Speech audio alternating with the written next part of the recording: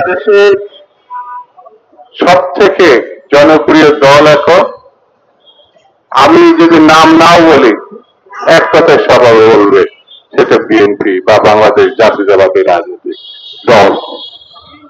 সেই দলের নেতা যারা তারেক রহমান যখন নির্বাচনের কথা বলছেন, মানুষের গণতন্ত্রায়নের কথা বলছেন, মানুষের অধিকারের কথা বলছেন, তার কর্মীদেরকে ঘরে ঘরে যাওয়ার কথা বলছেন, তখনই তার বিরুদ্ধে মহল বিশেষ যাদের নির্বাচনে গেলে কোনো ভবিষ্যৎ নাই,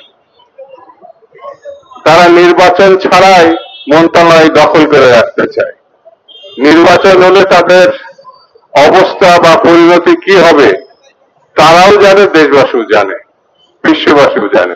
সেই জন্য নতুন নতুন ঘটনা, নতুন নতুন পরিস্থিতি তৈরি করে পক্ষান্তরে তারা নির্বাচনকে ঠেকাতে চাচ্ছে। আমার কাছে মনে হয়েছে যারা একসময় স্বাধীনতার বিরোধিতা করেছে, যারা একসময় গণতন্ত্রের সপক্ষে কাজ করতে পারে নাই, তারাই এখন আবার নতুন রূপে নতুন ভাবে এই নির্বাচনকে ঠেকানোর চেষ্টা করছে। স্বৈরতন্ত্রের পতন হয়েছে, স্বৈরতন্ত্রের জন্য এই দেশবাসী 16 বছর ধরে তারা লড়াই করছে। আমি শুরুতেই বলেছি 16 বছর এবং সর্বশেষ 1 মাসের যে লড়াই, যে শহীদ, আল্লাহ তাদেরকে বেশ নসিব করুক, তাদের প্রতি আমরা শ্রদ্ধা জানাই। কিন্তু তাদের যে লড়াই সেটা তো গণতন্ত্রের জন্য, মানুষের অধিকারের জন্য।